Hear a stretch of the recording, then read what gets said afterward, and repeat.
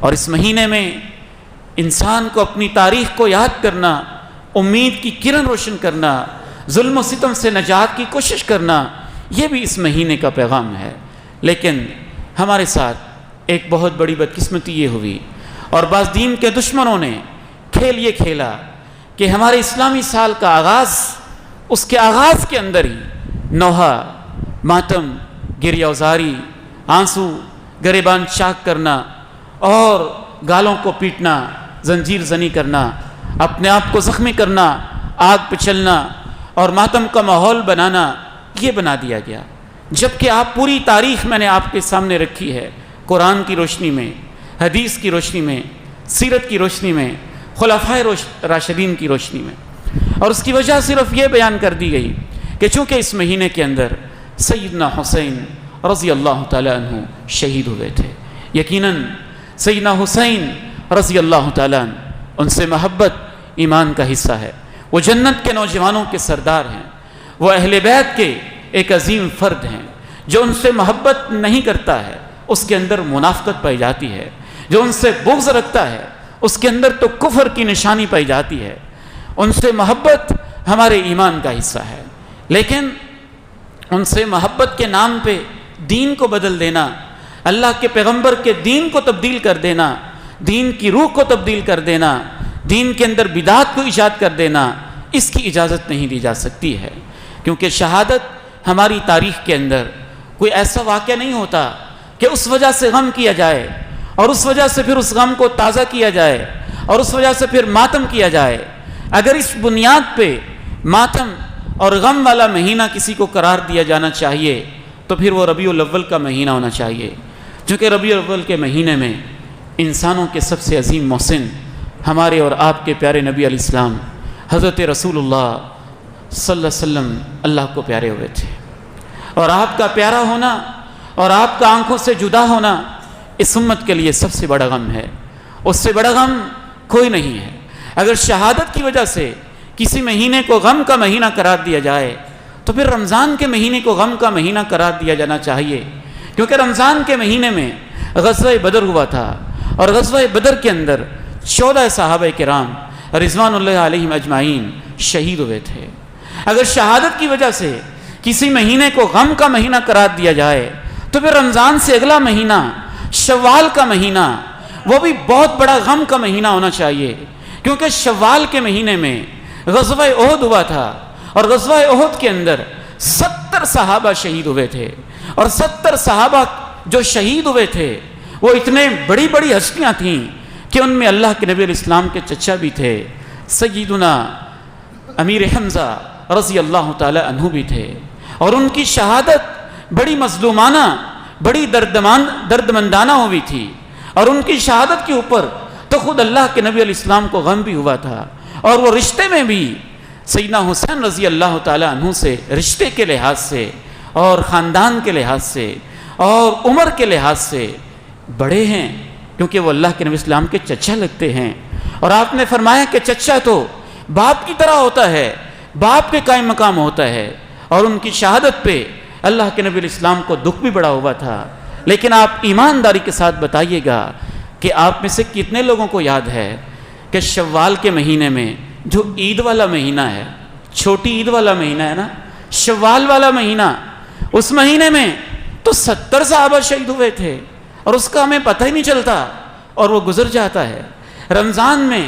14 صحابہ شہید ہوئے اور اس کا پتہ ہی نہیں چلتا اور وہ گزر جاتا ہے۔ ربیع اول کے مہینے میں اللہ کے نبی کی وفات ہوئی اور اس کو ہم جشن کے انداز میں منا لیتے ہیں، اور سفر کا جو مہینہ ہے، محرم سے جو اگلا مہینہ شروع ہوگا، سفر کا مہینہ، شاید آپ بھول گئے ہیں لیکن ہمیں اپنی تاریخ نہیں بھولی۔ سفر کے مہینے میں وہ صحابہ شہید ہوئے تھے جس کا غم اللہ کے نبی علیہ السلام کو ایک مہینہ ان کے غم نے بے چین رکھا تھا، اور وہ ہستی جو کافر کو بد دعا دینے کے لیے جلدی تیار نہیں ہوتے تھے اور پتھر کھا کے بھی طائف کے میدان میں کہتے تھے اللہ میری قوم کو ہدایت دے دے، یہ مجھے جانتے نہیں، لیکن سفر کے مہینے میں وہ شہید ہونے والے اللہ کے نبی کو اتنے پیارے لگتے تھے کہ جب وہ 70 صحابہ شہید ہوئے تھے تو آپ نے 1 مہینہ مسلسل نماز فجر کے اندر ان کو شہید کرنے والے کافر قبیلوں کے نام لے کے نماز کے اندر بد دعا کی تھی۔ صحیح بخاری اٹھائیے، صحیح مسلم اٹھائیے۔ 70 علماء صحابہ تھے، قرآن کے قاری صحابہ تھے، اور کچھ برادریوں کے لوگ آئے کہ ہم نے اسلام قبول کر لیا ہے، ان کو ہمارے ساتھ بھیج دیں، یہ علماء ہیں، قرآن کے قاری ہیں، ہمیں دین سکھائیں گے۔ وہ منافق اور کافر تھے۔ اللہ کے پیغمبر تو چونکہ غیب نہیں جانتے تھے، اگر جانتے ہوتے تو الزام آتا اللہ کے پیغمبر پہ کہ آپ نے جانتے بوجھتے ان کو شہید کروا دیا۔ آپ تو نہیں جانتے تھے ان کی نیت کیا ہے، لیکن وہ ظالم شہید کرنا چاہتے تھے اور انہوں نے ان کو شہید کر دیا۔ اللہ کے نبی اسلام کو جب اطلاع ملی تو آپ 1 مہینہ تک ان کے خلاف نماز کے اندر بد دعا کرتے رہے اور قنوت نازلہ کرتے رہے، اور وہ 70 صحابہ کی شہادت محرم کے اگلے مہینے صفر کے مہینے میں ہوئی تھی۔ تو اس لیے اس مہینے میں اس کو یقیناً جیسے تمام صحابہ کرام کی شہادت کا آپ کو غم ہے، اگر آپ نے رمضان کے مہینے کو غم کا مہینہ نہیں بنایا تو اس کا یہ مطلب ہے کہ آپ کو 14 صحابہ کی شہادت کا غم نہیں، آپ نے شوال کے مہینے کو غم کا مہینہ نہیں بنایا تو اس کا یہ مطلب ہے کہ احد کے 70 شہداء اور اللہ کے پیغمبر کے چچا امیر حمزہ کی شہادت کا آپ کو غم نہیں، آپ نے سفر کے مہینے کو غم کا مہینہ نہیں بنایا تو اس کا یہ مطلب ہے کہ آپ کو 70 قرہ اور علماء صحابہ کی شہادت کا غم نہیں، آپ نے ربیع الاول کے مہینے کو غم کا مہینہ نہیں بنایا تو کیا اس کا یہ مطلب ہے کہ آپ کو اللہ کے پیغمبر کی وفات کا غم نہیں؟ ہم ایسی قوم ہیں کہ غموں کو سوگ نہیں بناتے، غموں کو ماتم نہیں بناتے۔ ہمارا تو ہر دن شہادت کا دن ہے، ہر مہینہ شہادت کا مہینہ ہے۔ اکتوبر سے لے کے آج چونکہ عیسوی کیلنڈر چلتا ہے، اکتوبر سے لے کے 2 سال بیتنے کو ہیں، ہم نے تو ان سالوں میں 60,000 شہداء کی لاشیں غزہ کے اندر اٹھائی ہیں، تو کیا پھر سارے مہینوں کو غم کا مہینہ ہی بنا دیں اور غزہ کی یاد میں پورے سال کو سوگ کا سال ہی بنا دیں؟ اور کیا اگر نہیں بنائے گا تو یہ کہا جائے گا کہ تمہیں شہدائے غزہ کا غم ہی نہیں ہے، کہ تم ان کا سوگ نہیں مناتے ہو؟ بلکہ رسول اللہ صلی اللہ علیہ وسلم نے اس شخص کو جو غموں کو تازہ کرتا ہے، ابھارتا ہے، جینے نہیں دیتا ہے، زنجیر زنی کرتا ہے، ماتم کرتا ہے، گریبان کو چاک کرتا ہے، اپنے ہی یوں رخساروں کو پیٹتا ہے شدت غم کے اندر، آپ نے فرمایا لیس منا من لطم الخدود وشق الجیوب ودعا بدعوى الجاہلیہ،